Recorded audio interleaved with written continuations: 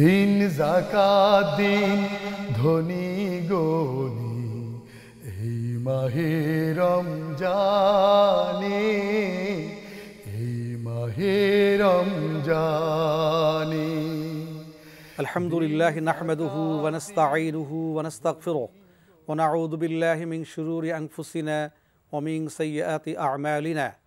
মান ইয়াহদিহিল্লাহু ফালা মুদিল্লা লাহু ওয়া মান ইউদ্লিল ফালা হাদিয়া লাহু ওয়া আশহাদু আল লা ইলাহা ইল্লাল্লাহ ওয়াহদাহু লা শারীকা লাহু ওয়া আশহাদু আন্না সাইয়্যিদানা মাওলানা মুহাম্মাদান আবদুহু ওয়া রাসূলুহু।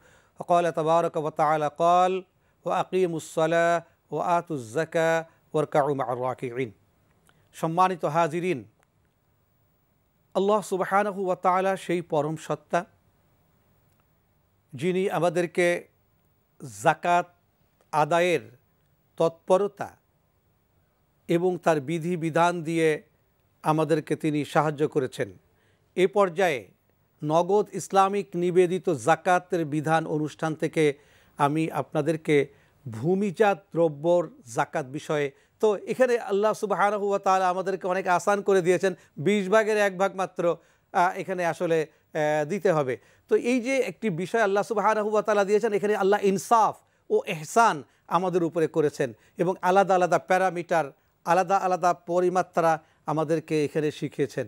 সম্মানিত হাজিরের, এই ক্ষেত্রে আমরা যেটা আসলে বলতে চাই তা হচ্ছে যে নগদ ইসলামিক যে একটি শরিয়া সম্মত MFS অ্যাকাউন্ট রয়েছে এবং একটি শরিয়া বডি এটাকে পরিচালনা করে।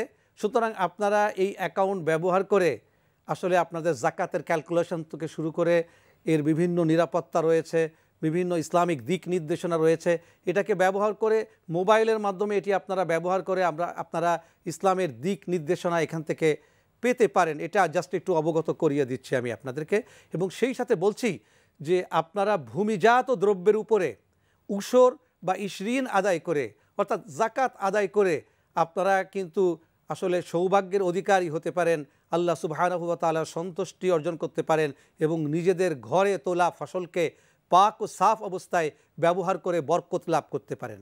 এই বিষয়টা নিয়ে যদি আসলে আমরা একটু বলি, তো বর্তমান প্রেক্ষাপটে বলা যায় অনেকের সামান্য একটু জমি রয়েছে, কিন্তু সে বীজের অভাবে, সারের অভাবে সঠিক মাত্রায় ফসলটা ঘরে তুলতে পারছে না এবং ঋণ করতে করতে জর্জরিত হয়ে যাচ্ছে।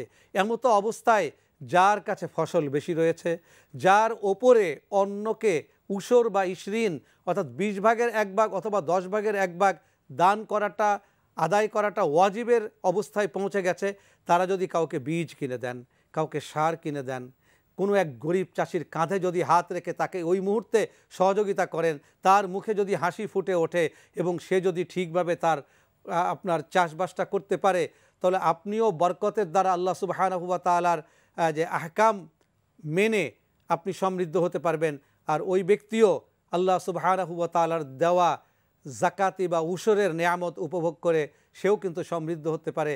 আর সমাজের ভিতরে একটি সমতার বিধান আমরা কিন্তু সৃষ্টি করতে পারি।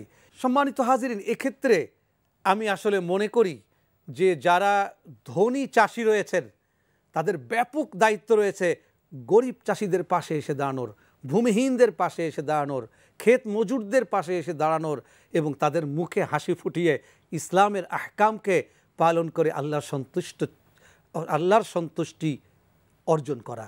যদি এটা আমরা করি, আমাদের সম্পদ হবে হালাল, আল্লাহ হবে সন্তুষ্ট, পরকাল হবে সমৃদ্ধ, ইহকাল হবে আরামদায়ক।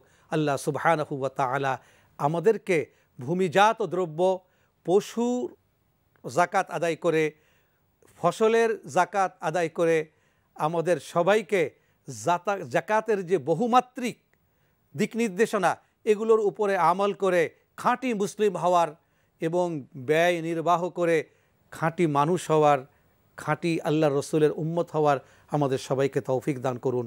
ওয়া আখিরু দাওয়ানা আলহামদুলিল্লাহি রাব্বিল আলামিন। সালামুন আলাইকুম ওয়া রাহমাতুল্লাহি ওয়া বারাকাতুহু।